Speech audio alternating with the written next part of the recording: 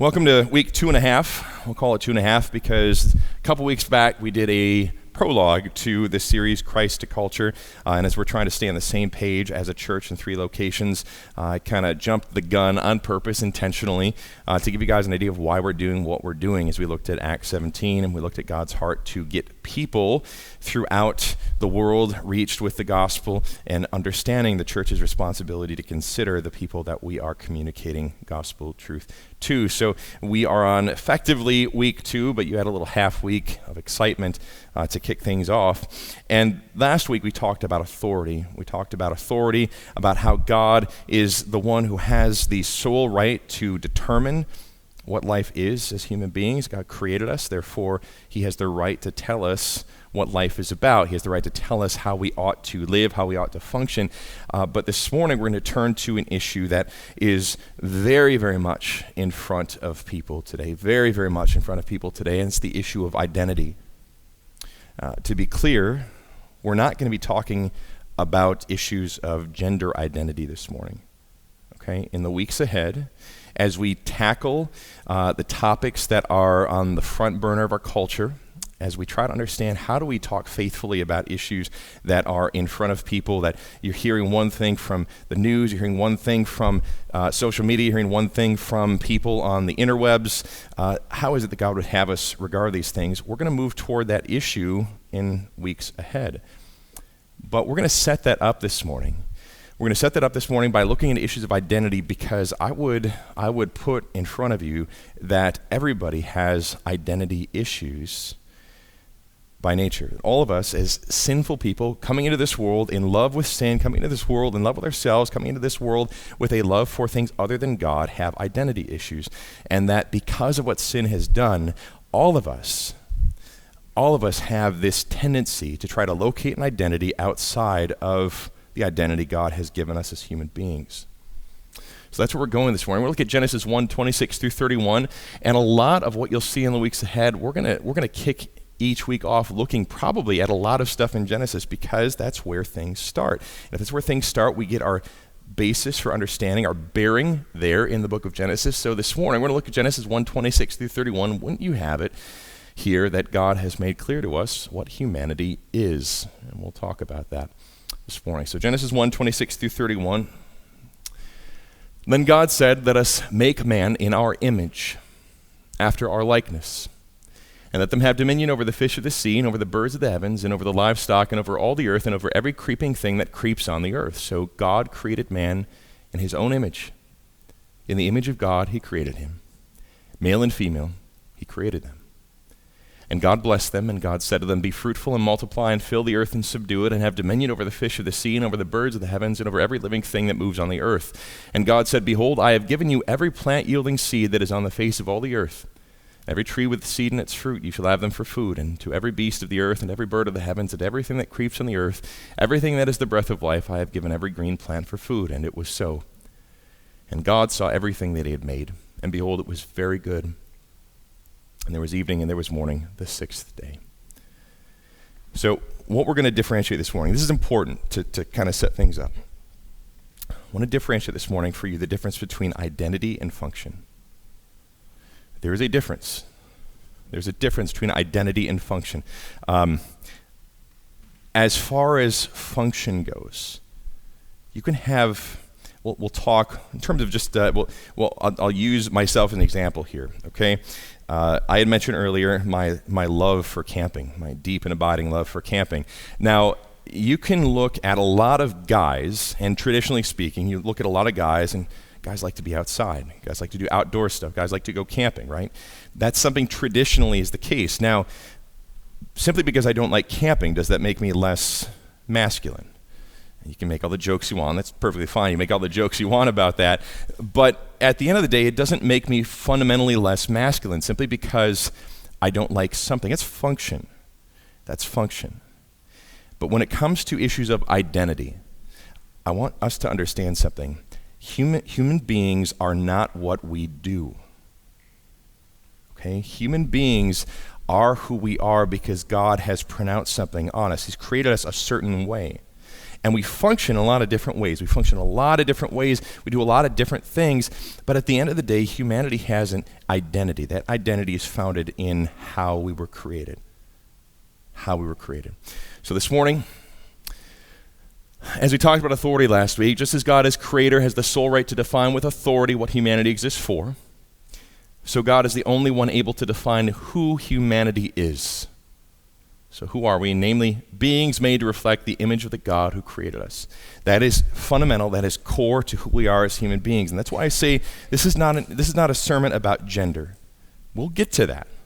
We'll talk about gender because God created male and female. He created all these other things. And this is an important issue for us to talk about. But today, we're going to talk about something that's much more up the tree, as it were, of who humanity is. And we were created in the image of God. That is fundamental to who we are. And as our culture has deteriorated, as our culture has slipped down the trail of biblical awareness going out the window, people less and less and less and less and less have an idea, this idea of being created in the image of God. And you can see reflected in our culture how people treat each other, that the dignity and worth and value of human life is neglected because there is a common cultural refusal to honor the image of God.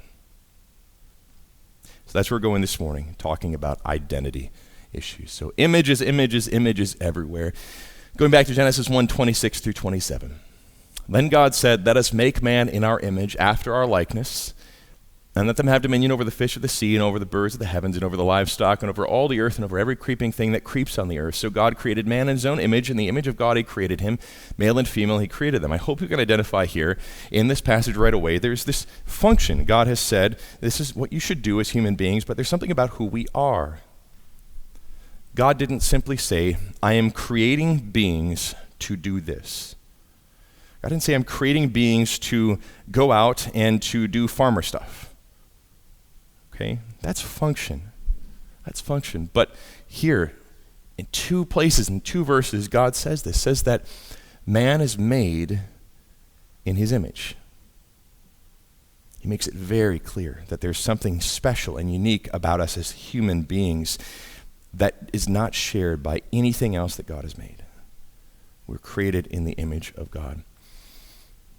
So when humanity was created, it was with one primary defining characteristic as those who uniquely represented the likeness of God. I want to talk for a second with you guys. Here's some little history lesson about how this word was used, because as Moses writes this down, a few thousand years back, he's writing this down within a context, and he's communicating to us truth that would be understandable in ways that were probably even more poignant for people who listened to or who read the words that were being communicated here. Because if you go back a few thousand years and you go to the ancient Near East, you'll find that what would happen is you would have a king. And to be clear, the way that kings functioned a few thousand years ago was not like the king of England who exercises dominion over like thousands and thousands of square miles.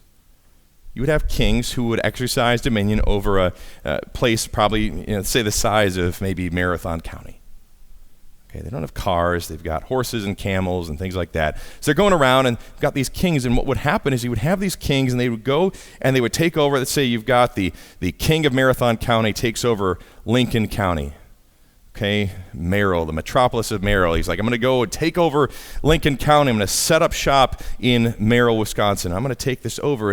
And what would happen then is that as the king came and took over this area, as he took over this location, he couldn't be everywhere at once.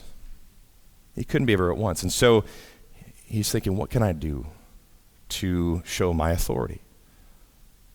What can I do to communicate to these people that, yes, the king of Lincoln County is gone and the king of Marathon County is here to stay? And what he would do is he would create images. In the ancient Near East, the way that things would operate is that the king of a particular region would create an image, would create a stone image or a wooden image or a metal image, and he would set that up to show his authority. If you know any Bible history, you hear of King Nebuchadnezzar. And what does Nebuchadnezzar do? One of the most famous things he does is sets up this giant image for people to worship. It was his image. And it was there to show his rule. It was there to show his presence. It was there to show that the people were obligated to worship him. And so as Moses is writing this down, there is a context in which he is operating, and he's communicating these words that God has given to him about how humanity was created. And it is to communicate this, that humanity was created to image God. It's an intentional word here. This is not just a word that shows up out of nowhere. Human beings were created to, everywhere we exist, to represent God. To be created in the image of God is not simply to be able to speak. It's not simply to be able to do these different things. Again, we want to kind of push function aside. Because what happens if somebody can't speak?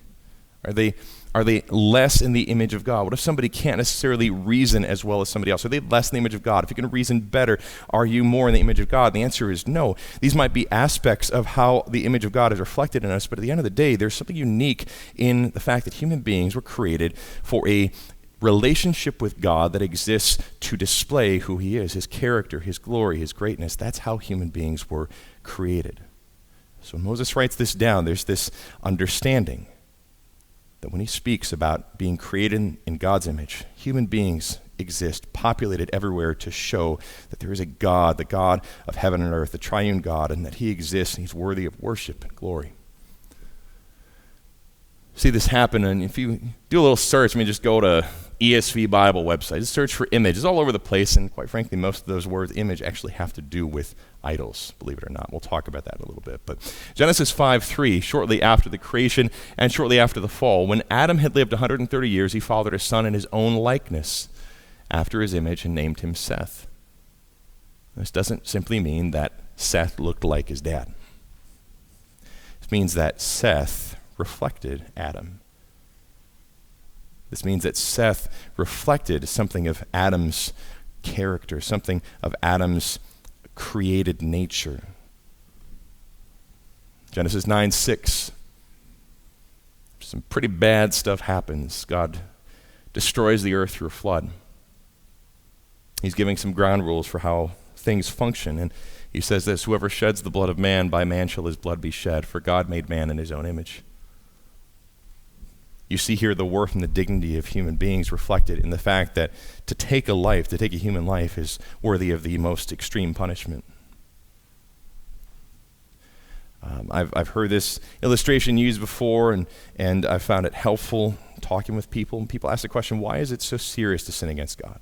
Why is it so serious when we sin against God? And what it comes down to is that the worth of the person against whom we've sinned is the defining characteristic of how punishment should be rendered. So when God says here, he doesn't say, well, if you step on a snail, you should die. It doesn't say that.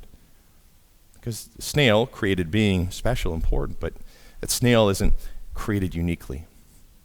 Human beings are created uniquely in the image of God. And so God pronounces on humanity this very special thing, that if somebody takes human life, their life is forfeit, because what they've done is they have seen the image of God reflected, and they have attacked it violently. So as we think about issues of identity, it is important that we keep correct boundaries between nature and function. Identity is not fundamentally about doing something, but being something. Again, I cannot stress this enough. There is discussion, and we'll talk about this when we talk about maleness, when we talk about femaleness, the differences in function, the way God designed and created us to function differently. But at the end of the day, human beings share, whether it's male, female, black, white, red, yellow, doesn't matter. Human beings share this unique characteristic. We are created in the image of God and created after the image of God, the likeness of God, to reflect him. And that is important, that is special, and that if you gather anything about how you think about human beings, and you think about the culture we live in today, and we think about how people are being coached to see others. We're not being coached to see other people as those created in the image of God. We're being coached to see people according to other things, about the way they act, about the color of their skin, about any number of other things. We're not being coached to see people as all unique and all valuable and all having dignity because God created them in his own image. But there's a catch. There's a catch. In a fallen world, there's a catch. That's breaking the mirror. Romans 1:20 through 23 says this: For God's invisible attributes, namely his eternal power and divine nature, have been clearly perceived ever since the creation of the world. So he's talked about that. And the things that have been made, so they are without excuse. For although they knew God, they did not honor him as God or give thanks to him, but they became futile in their thinking, and their foolish hearts were darkened. Claiming to be wise, they became fools and exchanged the glory of the immortal God for images resembling mortal man and birds and animals and creeping things. There's that word images again. We're fast forwarding from Moses, we go all the way up to Paul, and he uses this word image again. So what's significant? What's significant about image here? And again, he's drawing on this long biblical tradition of image. What does image represent? And we'll see here how image, we have this early representation in Genesis where God is saying, I created you image, I created you to be special, I created you to reflect me to this world, and yet you did something. You did something and you broke the system. You broke the image. And the way I like to think about it is thinking about a mirror. Okay, if you have a mirror, you break a mirror. I've got 6 kids that break mirrors all the time. It happens. And when you break a mirror, the mirror doesn't just cease to exist. The mirror still exists, but there are fractures that are created. And if you look at yourself in that broken mirror and you see yourself, it's distortion. There's distortion there. You see yourself, but you see it in distorted ways. And so the light reflects differently here and there in all these different ways. And so the entrance of sin into the world, this is what happens. The entrance of sin, as Paul talks about back in Romans 1, humanity knew God but did not choose to honor him as God. So the entrance of sin into the world so fundamentally altered humanity that the nature of human identity was distorted into a caricature of what it once was, which is reflected in the 10,000 different images we reflect in our worship of other gods. This is where I want to be clear with you guys. As we think about issues of identity, as we think about issues that maybe we are commonly associating gender issues with identity. That's the hot issue today. The hot issue today is associating genders with identity. I want us to diversify that and think everybody has an identity problem. Everybody has an identity problem because what sin does is it comes in and it distorts and it creates this caricature of what we exist for. So you think about this and take a step back and we think, what might have been an identity issue like 50 years ago? What would have been a hot issue 50 years ago, maybe 40 years ago, okay? I grew up in the 1980s. Popular in the 1980s was, and I was talking with my wife about this the other day, people who got lots of money and did lots of coke. That was the 80s. Lots of money, lots of coke. Okay? Now, the way people identified, the way that people accepted their identity was to say, I'm going to reject the worship of God. I'm going to reject the worship of the one true God, the living God who created me. I'm going to reject that worship, and instead I'm going to accept the worship of money. And I'm going to identify based on that. There's a term that came out of that era, kind of laugh at it today, but the word yuppie. Yuppies are people who just accumulated money, money, money, money, money, money. Baby boomer generation, money, money, money, money, money, money. Work 70 hours a week, money, money, money, money, money. You accumulated it. The sad reality is that this was an identity problem. A significant identity problem, but because it didn't seem as bad to some people, the church may not have addressed it the way that it should have. Because God speaks very clearly about greed. God speaks very clearly about the nature of greed. He speaks very clearly about the fact when Jesus speaks about a man who accumulates all kinds of goods for himself, builds bigger barns, God takes his life one night and he calls him a fool because of it. It's an identity issue that was being built for that man. It's identity that was being built for people in the 1980s. Just money, money, money, money, money. So when sin enters the world, what it does is it leads us into the worship of anything other than God. And whatever the flavor of the day is, in whatever culture you exist in, what ultimately happens is that this is a phrase I want you to think about because I think it's completely true. A professor at Westminster Seminary named Greg Beale wrote a book called We Become What We Worship.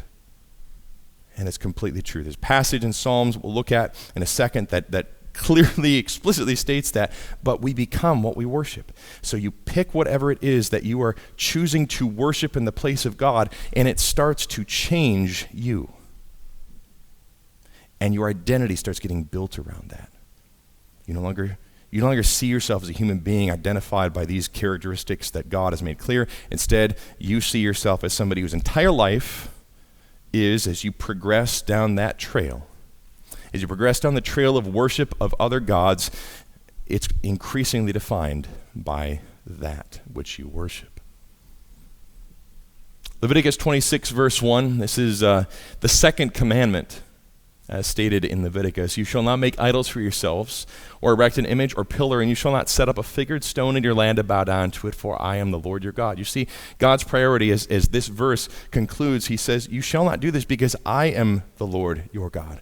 I am the one who created you. I am the one that you exist to worship. I am the one in whose image you were created. And if you set up these other images, if you set up these idols, if you set these things up, you are running a significant risk, because it is going to start to change you. Here's a quote from that book that I just referenced by Greg Beale. Terribly insightful.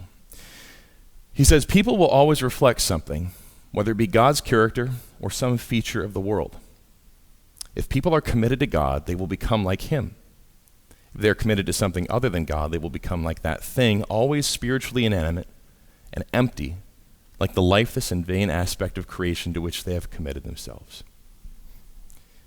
I don't have it up here for the slides this week, but there is a passage in Isaiah, I've referenced it before, where Isaiah is calling out the insanity of idol worship, the insanity of trusting and putting a hope in idols. And he uses specifically talking about wood and people who will set up a god made of wood. It might sound silly to us today, but what is it that our money is made out of?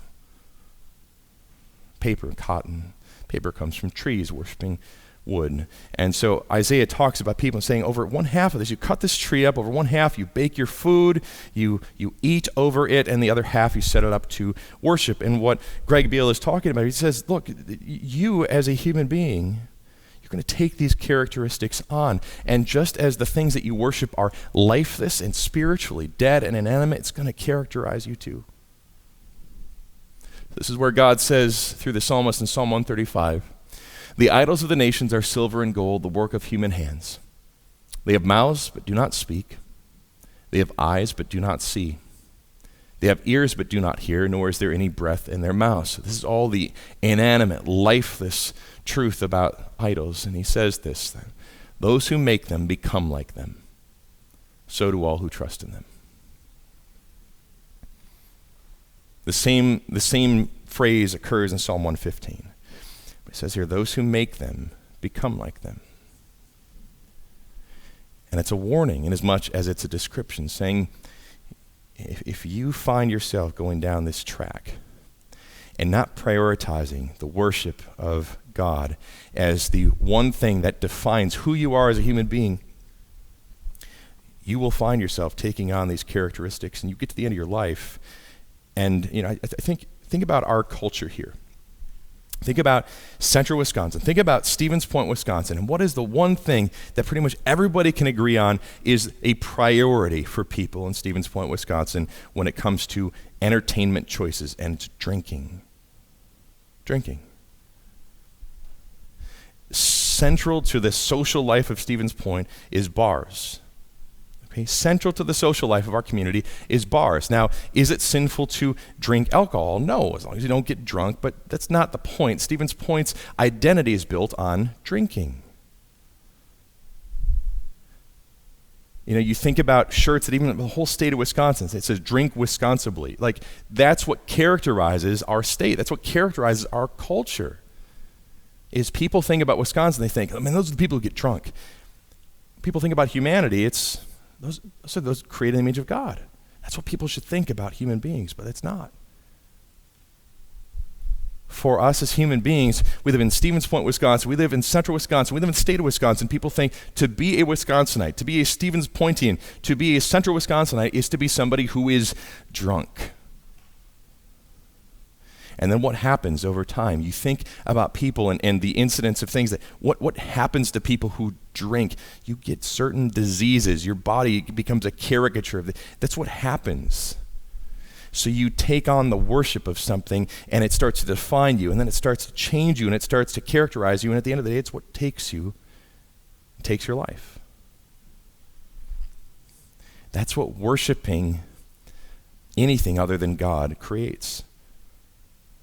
So set gender identity to the side for now. You think, what is it that human beings do? We identify things of worth to us. We worship them. We lay our lives before them and say, you will define me. You will fulfill me. You will satisfy me. And they won't. They will simply caricaturize our humanity. Psalm 106, 19 through 22.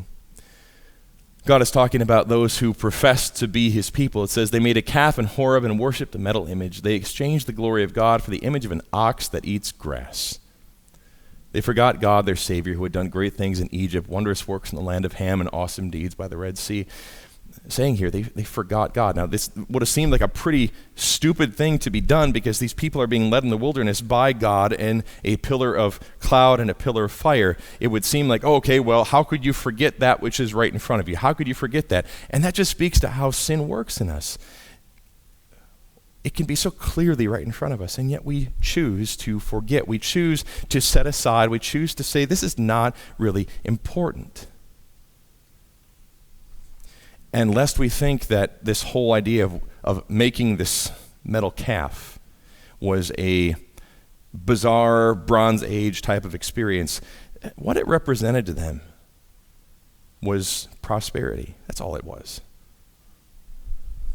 It doesn't matter the form that you put it in, but these are people who were so convinced that the God that they wanted to worship was the God who was going to make them prosperous. And they were seeing that the God that was in front of them at Mount Sinai as God is revealing his holiness and his character to them. They saw that he was not necessarily giving him that. And so each of them makes this decision in their heart, you know what we're going to do? We're going to find a God that's going to suit our liking.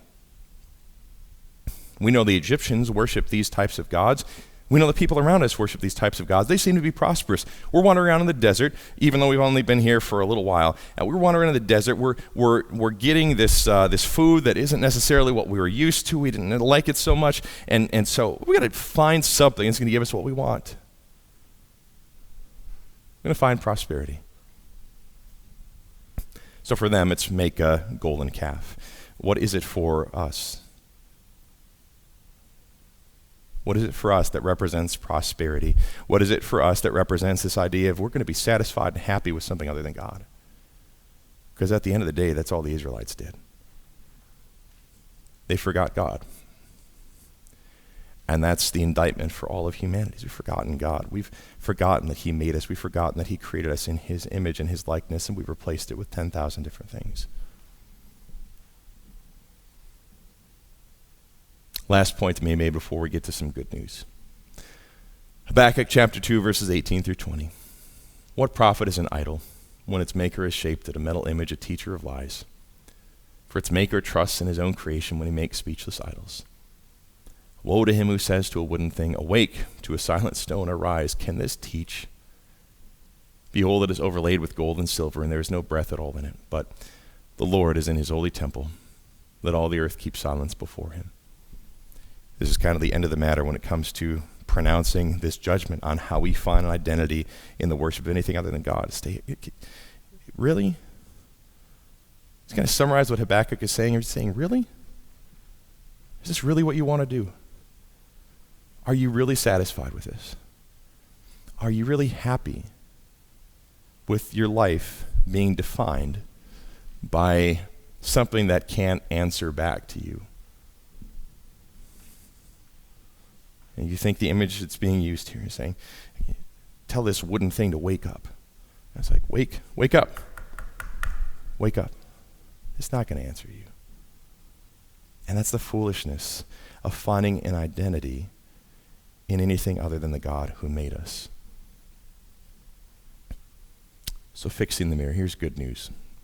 2 Corinthians chapter 3, verses 16 through 18. Here's the Apostle Paul says, as he's talking about the beauty of the gospel, the beauty of the good news that Jesus came to save sinful people and to restore us into a right relationship with God. The Apostle Paul says this. He says, when one turns to the Lord, the veil is removed. The veil being spoken of is this veil of sin that lies over our hearts. It looks at God's holiness and it looks at his character and says, it says, now the Lord is the Spirit, and where the Spirit of the Lord is, there is freedom. And we all with unveiled face, beholding the glory of the Lord, are being transformed into the same image from one degree of glory to another. For this comes from the Lord who is the Spirit. This is really good news. This is really good news for us as human beings, because as we all face our issues of identity, we see here that there is freedom no matter who it is, no matter what situations we face, no matter what issues of idolatry any of us have. The good news here is that, as Paul is saying, if you behold the Lord, if you behold Christ, if you behold the good news of the gospel, you behold that, you will be changed into that image, because we become what we worship. It means that as you look at Jesus, perfect man and God Almighty, one person, you look at Jesus and you think, if this is the second Adam, as Paul calls him elsewhere, if this is the one who came to restore what God had made and we had broken, and think this is the one that I can be changed into his image. I can be changed into the image of the one who came to restore everything. And I do that by beholding him, by worshiping him, by seeing him as the one in whom all of my identity is found. So here we go. When Christ approaches a culture of idolaters and idolatry, because we're talking Christ to cultures, how does he approach us? When Christ approaches a culture of idolaters and idolatry, he holds out the miraculous hope, and it is a miracle. He holds out the miraculous hope of a restored image and a new identity. An identity that is no longer a distortion of our humanity, but a realization of it. So when somebody comes to know Jesus, when somebody comes to see that their sin has made them bankrupt before God, when they see that they deserve nothing good from God because we've sinned against him, and they see that God has loved sinful people enough to send his Son into the world in order to reconcile us to himself through his death on our behalf, when somebody sees that, and when their heart comes alive to that, then a miraculous thing happens. And the old identity, no matter what you found it in, is replaced. And you're beginning to be restored to why God made you. Here's what Paul says in the book of Ephesians. He's writing to people who had experienced this change, this powerful transformation of the gospel. He says, now this I say and testify in the Lord, that you must no longer walk as the Gentiles do, in the futility of their minds. They are darkened to their understanding, alienated from the life of God because of the ignorance that is in them due to their hardness of heart. It's just like what he's saying in Romans chapter 1 we saw earlier. They've become callous and given themselves up to sensuality, greedy to practice every kind of impurity. But he goes on, he's good news, says, that is not the way you learned Christ, assuming that you have heard about him and were taught in him as the truth is in Jesus, to put off your old self, so this old image, this old identity, which belongs to your former manner of life and is corrupt through deceitful desires, and to be renewed in the spirit of your minds, and to put on the new self, created after the likeness of God, in true righteousness and holiness. So as Paul talks to Christian people, he's saying, you used to be like this, and all of us, we all used to be a certain way. We all have our pet issues of sin. We all have our pet identities that we want to find. As I was thinking about this week, I was thinking about particular issues that I really struggle with when it comes to how I see myself. And I talked with Pastor Josh this week, and he was encouraging me really helpfully. He's like, how is it that God is going to speak to your heart this week through this? What is it that people are going to see? Like, you know what? Chris was met by Jesus this week over this passage. I thought about that. And as I was praying about this, I'm thinking, okay, you know what? Here's something I find my identity in. And hopefully it can help you as you think about what it is that God is saying. You don't have to be somebody who's, let's say you're a drug dealer, or is a drug dealer. You don't have to be a drug dealer to have a new identity, to have an identity replaced. I struggle mightily with finding an identity in what people think about me. All right, the Bible calls it in kind of fancy words the fear of man. But at the end of the day, what it is for me is to say, I really care deeply about what people think about me, and my emotions can rise and fall based on that. And how I see myself, how I view myself can be driven terribly because I think, well, they don't like me. What's wrong with me? They don't like this about me. What's wrong with me? And it might seem like, oh, it's just kind of a small issue, but is it? Is it a small issue? My wife will tell you it's not a small issue. But for any of us, as we think about these types of things, it's like, what is it about us that kind of pushes away the type of life that, as Paul speaks here, the words of God to us, says, your old self, put that away. There's a new identity that you have as a Christian person that you are being renewed after, and it's the likeness of God. As the Holy Spirit works within you, to change your heart, to change your desires, He is changing you to be something else. So whatever it is for you, whether it's caring too much about what people think and building your identity on that, whether it's a life where you're just completely in love with alcohol, it doesn't matter. Because what it is Jesus comes in and He changes who you are. There's a fundamental change that takes place, and that's a beautiful thing that happens. You preach this to yourself, and you think, this is how God would have me think about who I am. Colossians 3:5-11 says this, put to death, therefore, what is earthly in you, sexual immorality, impurity, passion, evil desire, and covetousness, which is idolatry. On account of these, the wrath of God is coming. In these you too once walked. So this is old identity. You too once walked when you were living in them, but now you must put them all away. Anger, wrath, malice, slander, and obscene talk from your mouth. Do not lie to one another, saying that you have put off the old self, the old identity with its practices, and have put on the new self, which is being renewed in knowledge after the image of its creator. And then he says these words. He says, here there is not Greek and Jew, circumcised and uncircumcised, barbarian, Scythian, slave free, but Christ is all and in all. See, Paul is writing to a church that has people from all kinds of different backgrounds. And he's not saying here that these things don't matter. Okay? I will always be white. It's not going to change. But is whiteness my identity? No. It's not my identity. Okay? I will always be somebody from Wisconsin. Is that always going to be my identity? Well, in some respects, I will always be from Wisconsin. It isn't who I am, though. It's not who I am. And what Paul, the point is making here, is saying you've got people from all these diverse backgrounds, but the one thing that's uniting you, the one thing that is being held in common amongst all of you is this, that no matter what your background is, you're being conformed into this one image together. It's a new identity. And so whatever your pet issues of sin are, whatever your previous identity issues were, doesn't matter because everybody throws them aside. The gospel clears them away for everybody. And people are brought then into this conformity with the image of the God who made them. In Romans 8, Paul says, we know that for those who love God, all things work together for good, for those who are called according to his purpose. And this is not just things going your way.